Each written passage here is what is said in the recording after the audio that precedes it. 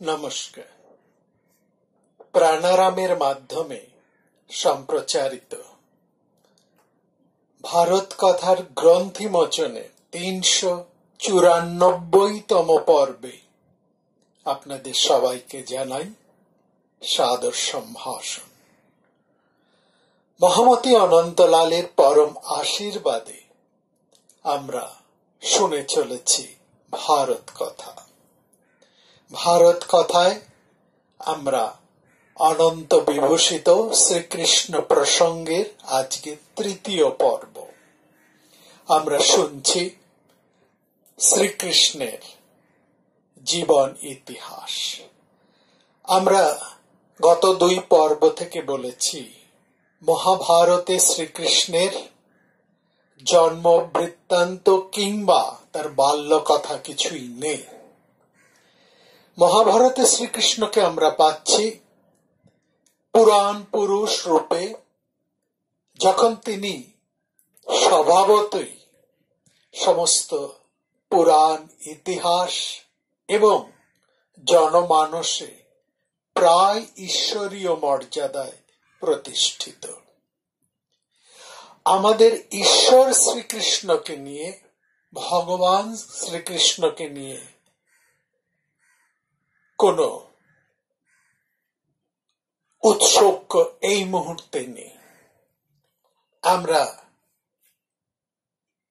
চাইছি মানুষ ইতিহাসকে নিয়ে, যেহেতু মহাভারত ইতিহাস এবং পুরাণ, সেই হেতু মহাভারতের সমস্ত চরিত্রগুলি ঐতিহাসিক, একথা আমরা স্বীকার করি। এবং সেই মহাভারতের মধ্যে প্রত্যেক চরিত্র এবং মহাভারতের অন্যতম প্রধান সূত্রাধার হিসেবে যে শ্রীকৃষ্ণের কথা উঠে আসে, তিনিও এক ঐতিহাসিক চরিত্র হিসেবেই আমরা তাকে গ্রহণ করব।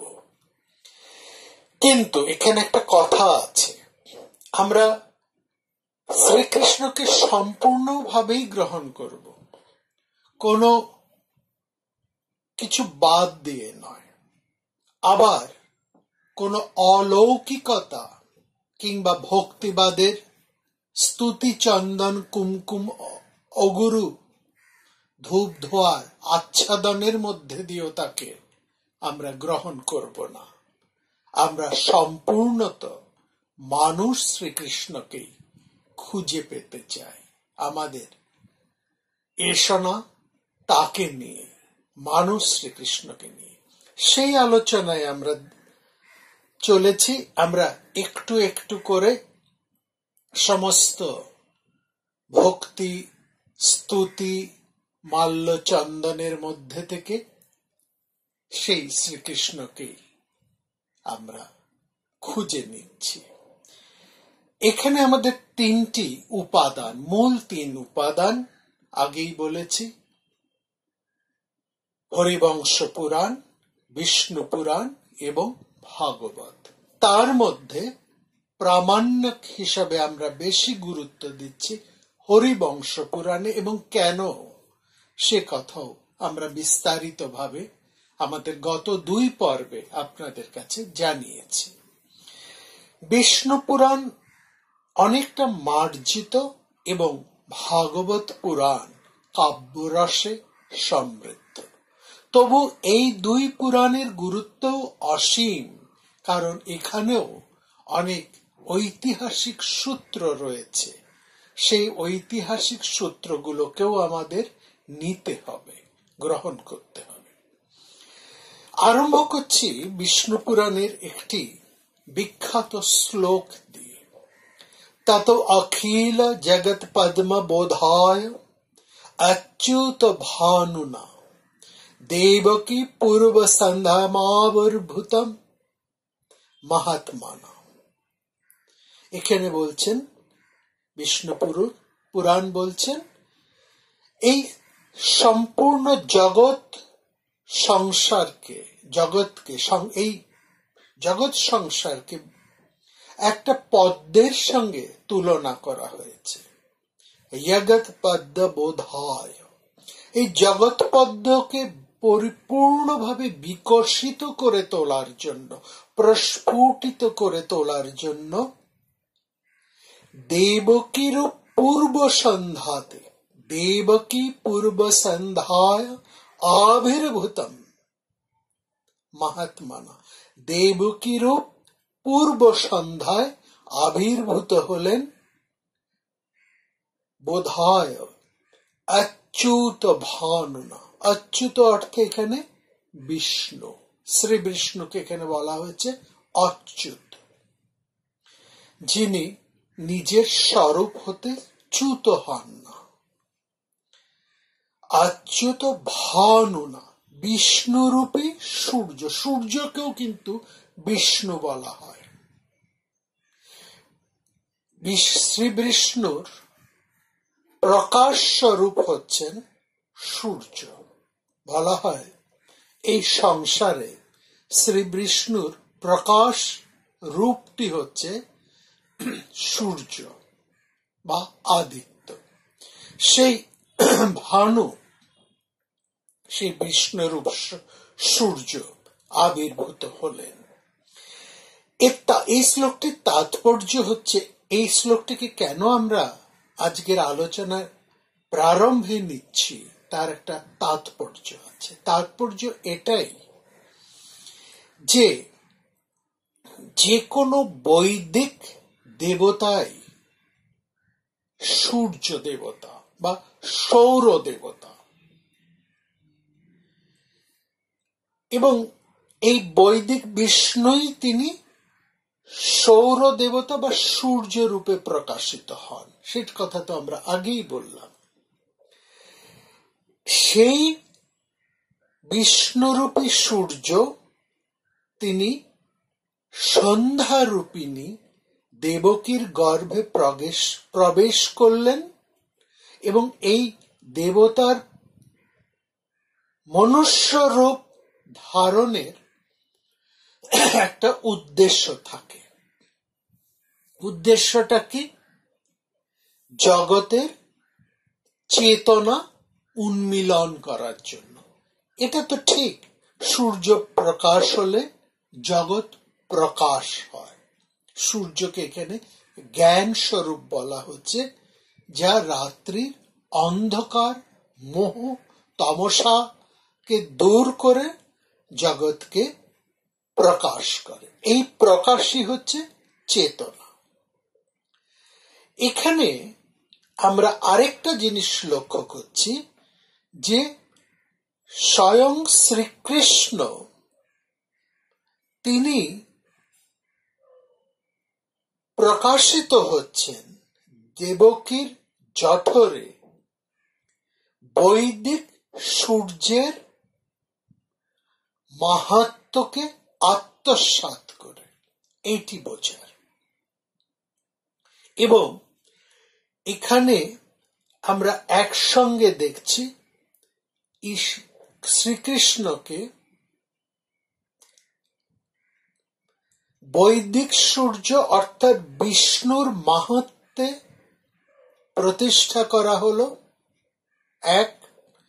দুই, তাকে সৌর গোষ্ঠী দেবতার মধ্যে একীভূত করা হলো, এবং তিন, তিনি চেতনা অর্থাৎ জগৎ প্রকাশ, অন্ধকার নাশের জন্য আবির্ভূত হচ্ছেন। এই অন্ধকার তমনাশটি হচ্ছে কংসের অত্যাচার হতে জগৎকে রক্ষা করার জন্য। এইভাবে এক ঐশ্বরীয় চেতনায়, বাৎসল্য রসে এবং জগৎ উদ্ধারের এই ত্রয়ী ভাবনায় আরোপিত করে শঙ্খচক্র গদাধর পদ্ম সমন্বিত শ্রী বিষ্ণুকে শ্রীকৃষ্ণের মধ্যে বা শ্রীকৃষ্ণকে বিষ্ণু অবতার রূপে বিষ্ণু পুরাণ প্রকাশ করছে। এইটা হচ্ছে পুরাণের এক একটি অংশ, যাকে শ্রীকৃষ্ণকে এইভাবে প্রকাশ করছে। কিন্তু আমরা মহাভারতে যে দৃষ্টিকোণ থেকে শ্রীকৃষ্ণকে ব্যাখ্যা করছি, সেখানে আমরা শ্রীকৃষ্ণের মানবিক দিকটি, মানবীয় রূপটি এবং মানুষ শ্রীকৃষ্ণকে ধরার চেষ্টা করছি। সুতরাং এই সমস্ত দার্শনিক তত্ত্ব এবং ভক্তিরসকে সশ্রদ্ধ সবিনয়ে আমরা এক পাশে রেখে মানুষ শ্রীকৃষ্ণকে আমরা অন্বেষণ করছি। দেখুন, এখানে আমরা শ্রীকৃষ্ণের জন্ম মুহূর্তের সংবাদটি আপনাদের কাছে রাখছি। ঠিক তার জন্মের পূর্ব অবস্থাটা কেমন, সেটা খানিকটা আমরা গত পর্বে আলোচনা করেছি। সেই জায়গায় আরবার একটু আমরা সেই সময়ের রাজনৈতিক অবস্থাকে আমরা একটু ব্যাখ্যা করব। একটু ফিরে যেতে চাইছি আমরা বৌদ্ধ বা বুদ্ধ সময়, যেখানে স্বয়ং বুদ্ধদেব জীবিত আছেন। সেই সময় আমরা যদি লিচ্ছবি বংশ পরম্পরার দিকে তাকাই এবং সেই লিচ্ছবি ব্রিজি শাসনতন্ত্রের দিকে যদি আমরা দেখি, সেখানে আমরা দেখতে পাচ্ছি মোটামুটি সেখানে একটি গোষ্ঠী সম্মিলিত সংঘবৃত্তি বা বজ্জি শাসনতন্ত্রের প্রচলন দেখছি। এটা আমরা কেন বলছি? এই সময়টাকে তো ঐতিহাসিকরা সঙ্গতভাবে স্বীকার করেছেন। ঠিক এইটাকে দিয়েই আমরা শ্রীকৃষ্ণের সময়টাকে ঐতিহাসিকভাবে প্রতিষ্ঠা করতে চাইছি।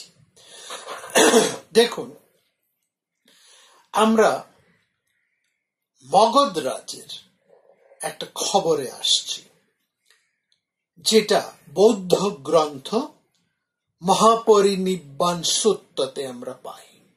সেখানে আমরা দেখছি মগধ রাজ অজাতশত্রু তিনি বজ্জীদের ধ্বংস করবেন বলে স্থির করেছেন, এবং এই উদ্দেশ্যে তিনি এই উদ্দেশ্যে স্বয়ং বুদ্ধদেবের কাছ থেকে আশীর্বাদ এবং তার মতামত প্রার্থনা করেছেন। এই উদ্দেশ্যে তিনি বসস্কার নামে তার এক ব্রাহ্মণ মন্ত্রীকে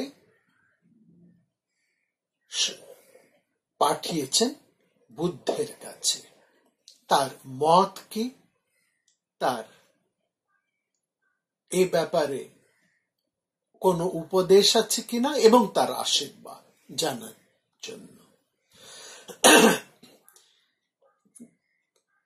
মহামন্ত্রী, যে ব্রাহ্মণ মন্ত্রী অজাতশত্রু, যে বা ব্রাহ্মণ মন্ত্রী বসস্কার এসেছেন বুদ্ধের কাছে, তার কথা শুনেই বুদ্ধ আনন্দকে বললেন, অর্থাৎ সেই ব্রাহ্মণ মন্ত্রীকে কোনো কথা না বলে সরাসরি বুদ্ধ তার প্রিয় শিষ্য আনন্দকে বললেন যে বজ্জীদের শাসনতন্ত্রের ব্যাপারে তুমি অবিহিত আছো তো আনন্দ? আনন্দ বললেন হ্যাঁ। বলে তুমি এটাও তো জানো যে বজ্জীরা,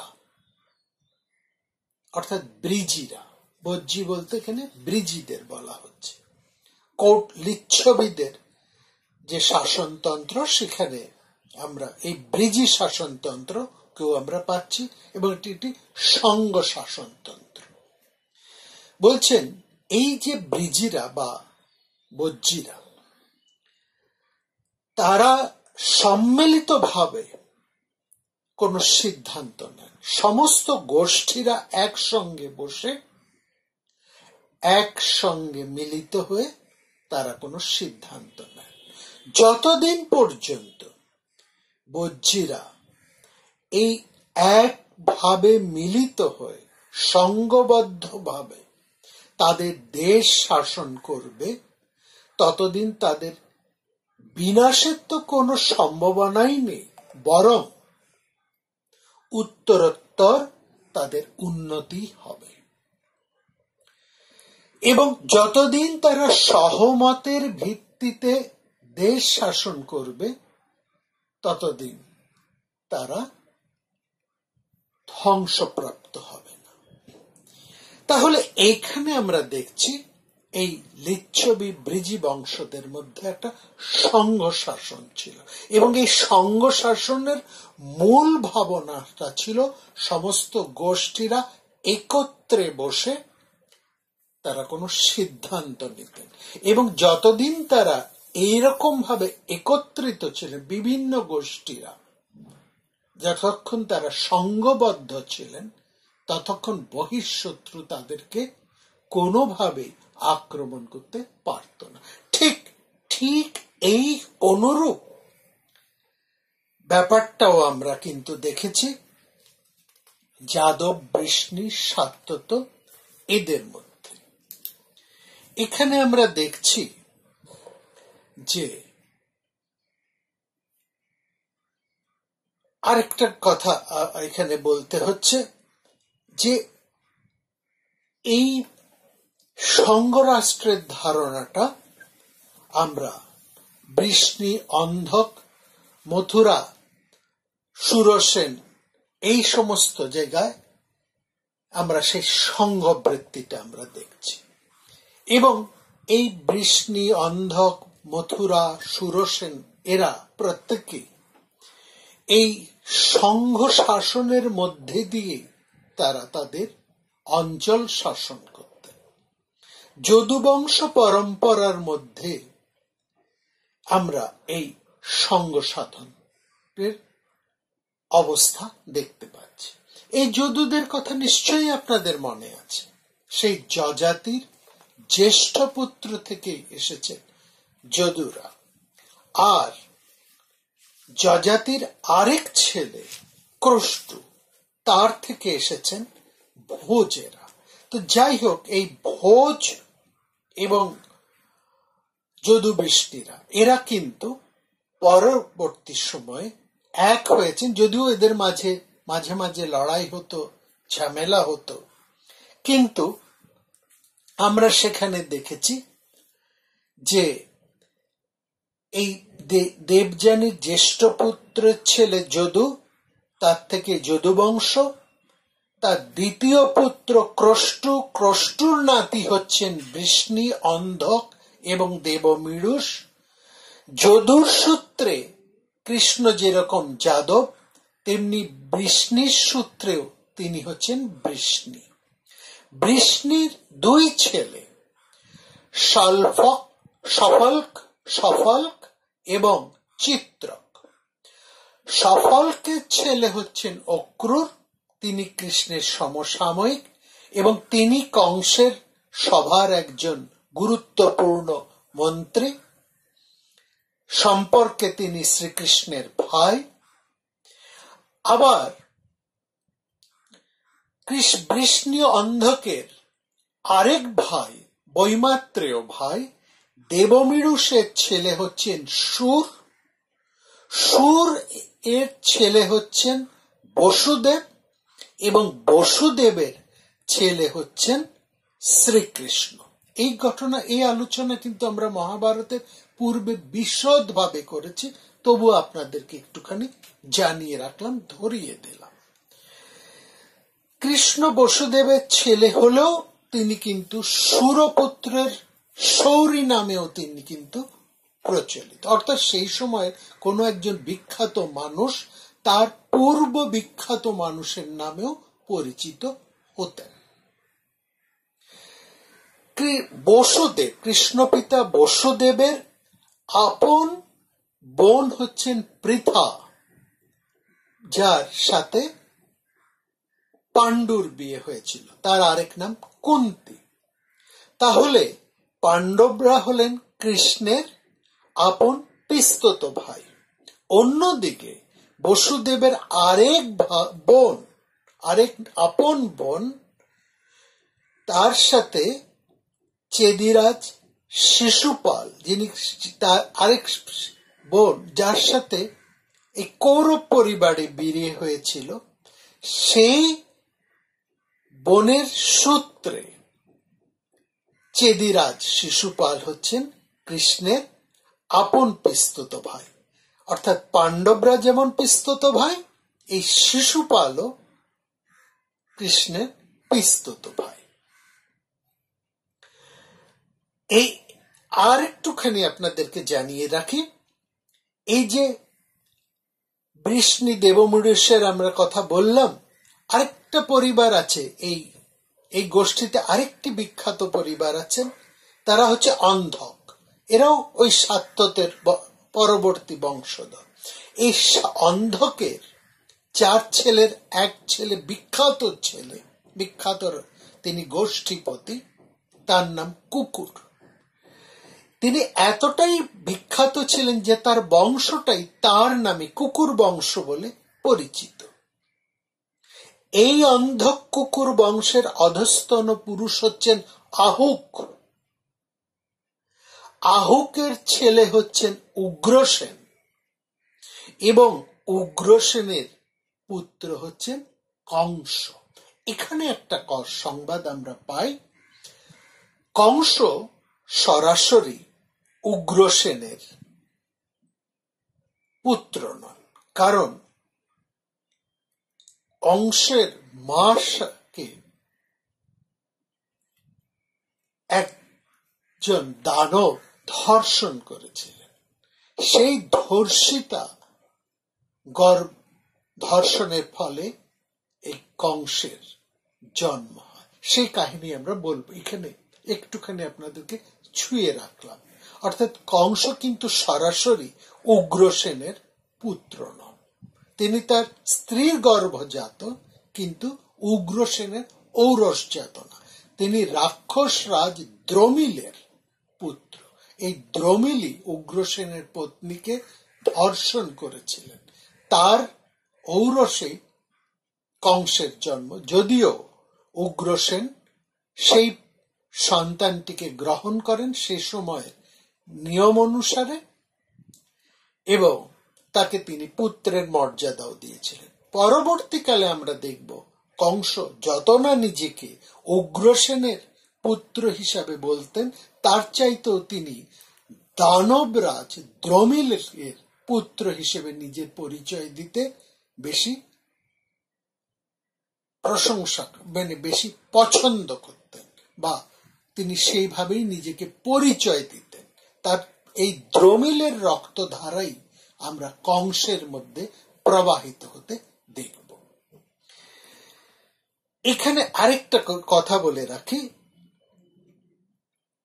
কংসের ঊর্ধ্বতন এক বিখ্যাত পুরুষ ছিলেন ভোজ, বা তিনি মহাভোজ নামেও পরিচিত। সেই জন্য কংস নিজেকেও ভোজবংশীয় বলতেন। আহুকের কথা আমরা বললাম, আহুক তার আবার 2 ছেলে,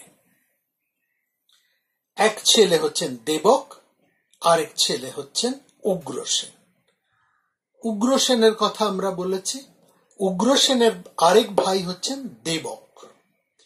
দেবকের 7টি কন্যা, এবং এই 7 কন্যার সাথেই বসুদেবের বিয়ে হয়েছিল। সেই 7 জনের একজন হচ্ছেন দেবকী, যার সন্তান হচ্ছেন শ্রীকৃষ্ণ। এইটুকু বংশ পরিচয় আপনাদের কাছে আপাতত থাকুক। এবার কৃষ্ণ কথায় আমরা ফিরে আসছি। এখানে আমরা দেখছি যে কংস যখন রাজা হলেন, কংস যখন রাজা হলেন, তিনি কিভাবে রাজা হয়েছেন সে কথা তো আমরা গত পর্বে বলেছি। অর্থাৎ তার পেছনে আছে জরাসন্ধের একটা বিপুল ভূমিকা।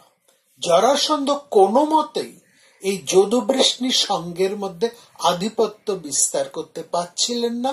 তিনি কংসকে হাত করে এই যদুবৃষ্ণির সঙ্গে ঢুকেছেন। জরাসন্ধের দুটি মেয়ে, দুটি অত্যন্ত তার প্রিয় কন্যা অস্তি এবং প্রাপ্তি, এই দুই কন্যার সাথেই তিনি কংসের বিয়ে দিয়েছেন। এবং কোথায় মগধ আর কোথায় মথুরা, দুটো কত দূর, কিন্তু জরাসন্ধ নিজের সাম্রাজ্য বিস্তারের জন্য মগধে বসেই তিনি বুঝেছিলেন যে ভোজবৃষ্ণি বংশের মধ্যে যে একটা সূক্ষ্ম বিসংবাদ আছে, তারা গোষ্ঠীবদ্ধ বাইরে থেকে, কিন্তু ভেতরে ভেতরে তাদের একটা বিসংবাদের চোরা স্রোত আছে। বাইরে তারা ভীষণ এক কাঠা, যার ফলে জরাসন্ধ এই মথুরা মধ্যে দাঁত ফোটাতে পারছিলেন না, সাম্রাজ্য বিস্তার করতে পারছিলেন না। এই পূর্ব ভারত থেকে উত্তর ভারতে তিনি ঢুকতে পারছিলেন না। তিনি বুঝলেন ওই উত্তর ভারতে ঢুকতে হলে যাদব বৃষ্ণিদের মধ্যে যে অন্তর কলহের যে একটা চোরা স্রোত আছে, ওটাকে কাজে লাগাতে হবে। তিনি কাউকেই সেভাবে হাত করতে পারছিলেন না। তখন তিনি এই ভোজবংশীয় বা কংস, যিনি যদুবৃষ্ণিদের মধ্যে হয়েও একটু আলাদা স্বভাবের এবং যার মধ্যে একটা দানব রক্ত আছে, তিনি তাকেই হাত করলেন এবং তার সঙ্গে তার দুই কন্যার বিবাহ দিলেন। এইসব ঘটনার কথাও আমরা বলেছি। তাও আমরা বলছি এই কারণে যে এইখানে যে কংস পিতা উগ্রসেনের দাদা যে দেবকের কথা বললাম, যার 7টি মেয়ের সাথে বসুদেবের বিয়ে হয়েছে, এখানে কেন বসুদেব তার 7টি মেয়ের সাথেই বসুদেবের বিয়ে দিলেন? কেনই দেবক তার 7টি মেয়ের সঙ্গেই বসুদেবের বিয়ে দিলেন? বৃষ্ণিঘরের ছেলে বসুদেবের বিয়ে দিলেন কারণ দেবক তো সঙ্গমুখ্য হবার কোনো সম্ভাবনা ছিল না, তার ছেলেদেরও সম্ভাবনা নেই, কারণ সে তার ছেলেরা বড় হবার আগেই তার ভাইয়ের ছেলে কংস নিজের শ্বশুরের জোরে এবং নিজের স্বভাব শক্তিতে তিনি সমস্ত গোষ্ঠীপতিদেরকে প্রতিহত করে নিজেই একনায়কতন্ত্র সেখানে চালু করে নিজে স্বঘোষিত রাজা হয়ে বসেছে। তাহলে দেবকের সেই শক্তি ছিল না, উগ্রসেনেরও সেই শক্তি ছিল না। অর্থাৎ কাকা এবং মানে বাবা এবং জ্যাঠা, তাদের কারোরই শক্তি ছিল না এই পুত্রকে সরাবার। কারণ এই পুত্র নিজেই দুর্বিনীত, ভয়ঙ্কর শক্তিমান এবং তার শ্বশুর জরাসন্ধ মূর্তিমান, তাদের কাছে আতঙ্ক বিশেষ, এবং তিনি তখন সমগ্র ভারত দাপিয়ে বেড়াচ্ছেন। সুতরাং জরাসন্ধের শক্তিতেই কংস চতুর্গুণ শক্তিতে এই বৃষ্ণি বংশের প্রধান হয়ে বসেছে এবং জরাসন্ধ ঠিক যেটা চাইছিলেন সেটাই তিনি করে ফেলেন। তখন কি করলেন দেবক? তিনি দেখলেন কংসকে একমাত্র চ্যালেঞ্জ জানাতে পারে তারই পাল্টি ঘর বৃষ্ণি বংশের আরেক পুত্র বসুদেব। সুতরাং তিনি বসুদেবের হাতে তার 7টি মেয়েকে অর্পণ করলেন এবং উগ্রসেনের সাথেও বসুদেবের যথেষ্ট সদ্ভাব এবং উগ্রসেনও বসুদেবকে খুবই পছন্দ করতেন। কিন্তু কংস এই বসুদেবকে একেবারেই দেখতে পারতেন না এই কারণে, কারণ কংস জানতেন যে তার সবচাইতে বড় এবং কঠিনতম প্রতিদ্বন্দ্বী যদি তার গোষ্ঠীর মধ্যে কেউ থাকেন, তিনি হচ্ছেন এই বসুদেব। ফলে আমরা দেখছি কংস বসুদেব বাধ্য হয়েছেন বসুদেবকে নিজের মন্ত্রিসভায় মন্ত্রিত্ব দান করতে, এবং বসুদেবের জনসমর্থন, গোষ্ঠী সমর্থন এতটাই বেশি ছিল যে কংস রীতিমতো বসুদেবকে সমঝে চলতেন। এই দেবকীর সাথে যেই মুহূর্তে বসুদেবের বিয়ে হলো, কংস হঠাৎ করে দুজনকেই আমরা দেখলাম গৃহবন্দী করেছে। হ্যাঁ, গৃহবন্দী।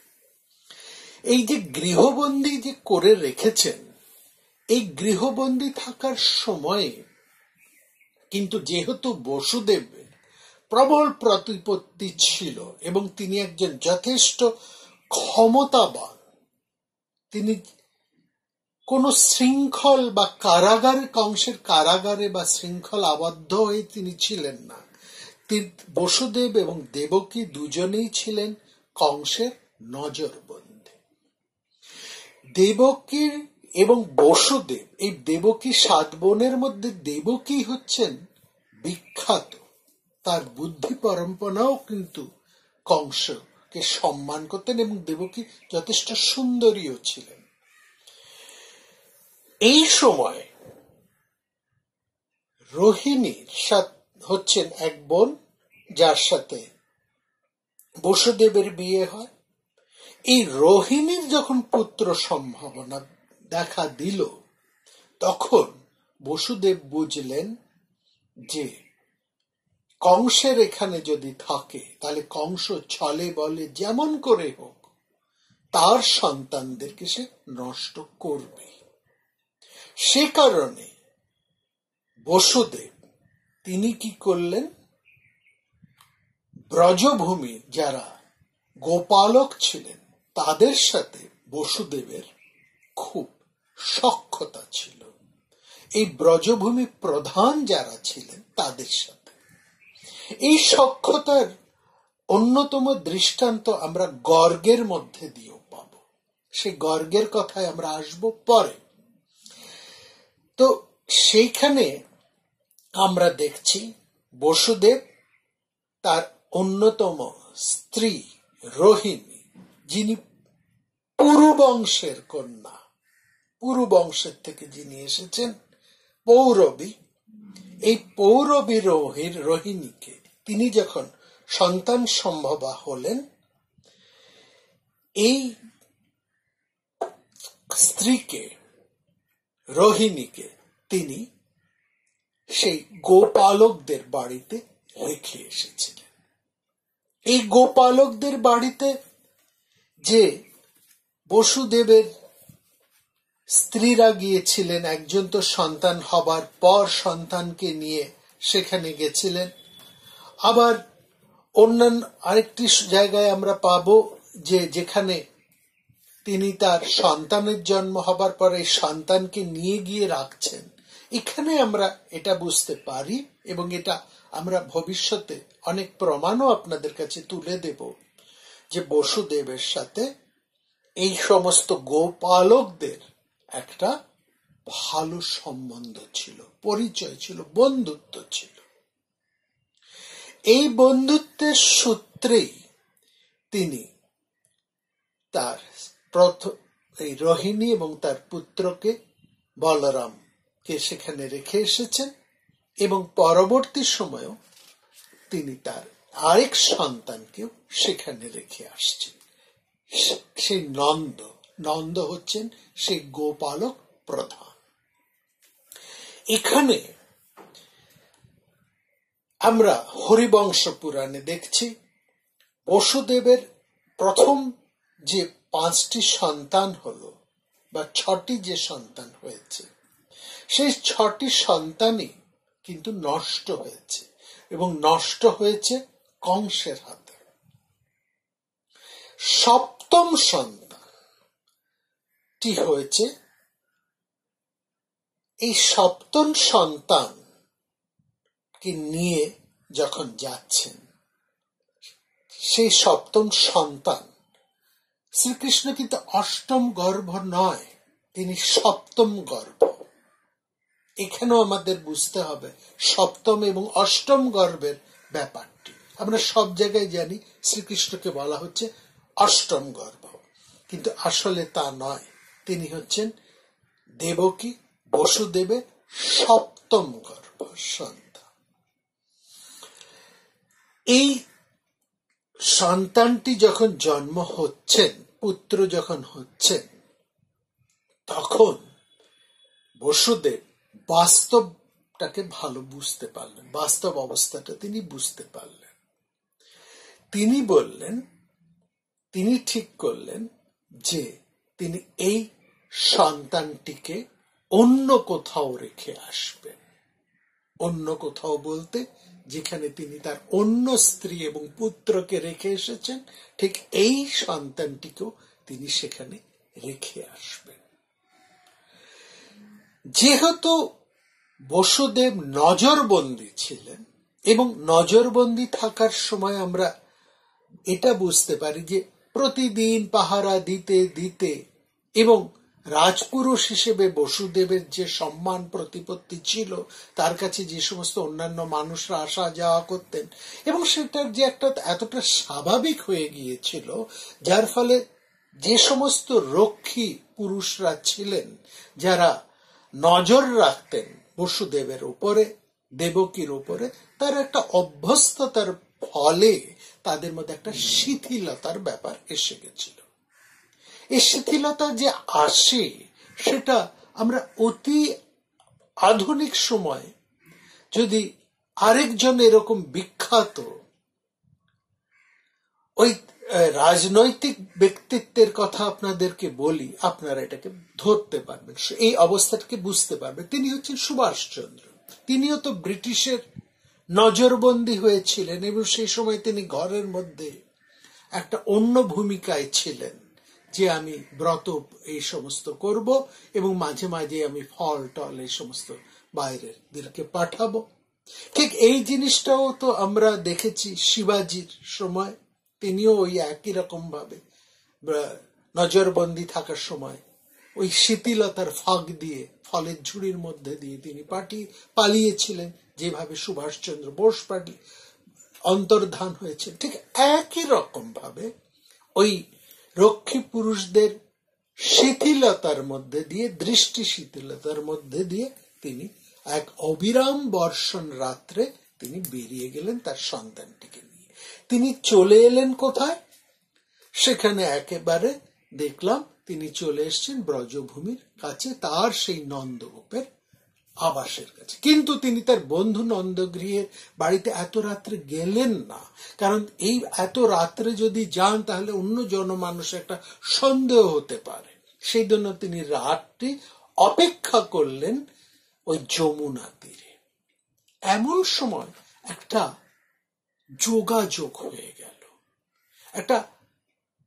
এমন একটা ঘটনা ঘটল,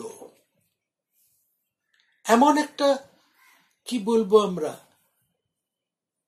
যোগসূত্র এসে গেল। এটা কাকতালীয় ঘটনা হিসেবে বলুন, বা এমন ভাবে একটা যোগাযোগ এসে গেল, যার ফলে সেই রাত অবসানের প্রায় পরের দিনের ব্রাহ্ম মুহূর্তে বসুদেবের সাথে সেই ব্রজভূমির প্রধান নন্দরাজের আকস্মিক দেখা হয়ে গেল। এই দেখা হবার কথা নয়, কথা হচ্ছে বসুদেব সন্তানটিকে নিয়ে যাবেন নন্দগৃহে সকালের দিকে, যাতে কোনো মানুষের কোন রকম সন্দেহ না হয়। রাত তিনি তার শিশুটিকে, সদ্যজাত শিশুটিকে তিনি বুকে করে নিয়ে বসে আছেন, অপেক্ষা করছেন ভোরের আলো ফোটার জন্য। আর এই ভোরের আলো ফুটবো এরকম অবস্থায় সারা রাত ধরে ভীষণ দুর্যোগ হচ্ছে, বৃষ্টিপাত হচ্ছে, এমনই সময় ভোরের আলো ফুটব সেই বর্ষণ মুখরিত রাত্রির